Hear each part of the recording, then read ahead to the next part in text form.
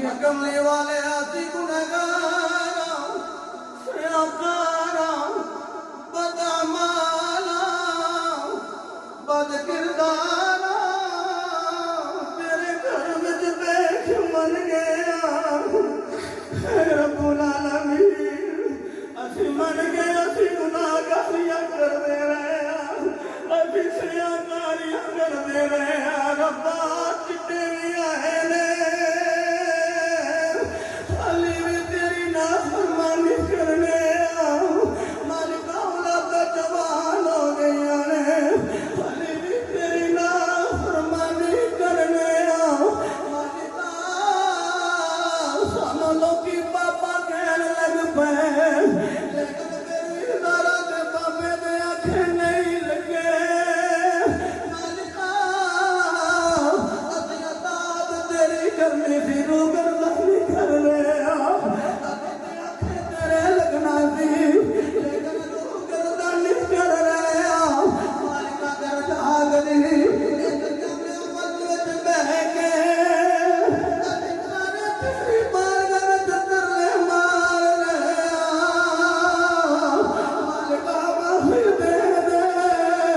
मालिका तेना ना बाबियां दे अखवां दा वास्ते तुझे चिट्टे वाला दी खया करना है तेनू चिट्टियां दाड़ियां वाले बाबियां दा वास्ते ए जेड़े जवानी विच जवान हो रहे मालिका तेनू जवाना दा वास्ते मालिका कुछ मंगा रहे ए तेरे दो उम्मीदां लेके आए ने इन्हां पता है असीं जावांगे अल्लाह माफ कर दे कुछ भाई अपने बच्चियां नूं जफे मार के रो रहे मालिका 70 मावां नालों ज्यादा प्यार करना है मालिका चंगियां नूं हर कोई सीने ला लैंदा है मंदियां दा कोड़ वाली वारस मालिका ए जेड़ा जवान रो रहे तेना जवाना दे आंसुआं दा वास्ता है ए जेड़े बच्चे रो रहे तेनू इन्हां बच्चियां दी खुदारी दा वास्ता है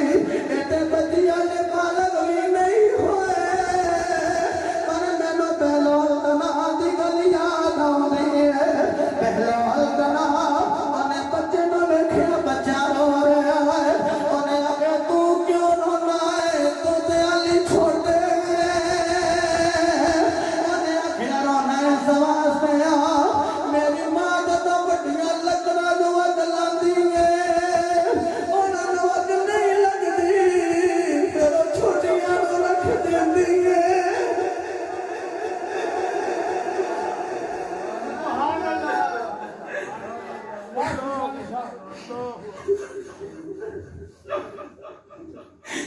कहंदा मैं छोटा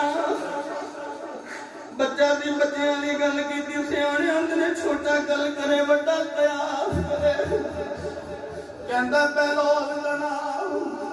मेरी मां जदों वड्डियां लकड़ियां नूं अग लांदी है नहीं लगदी फिर ओह छोटियां नूं लांदी है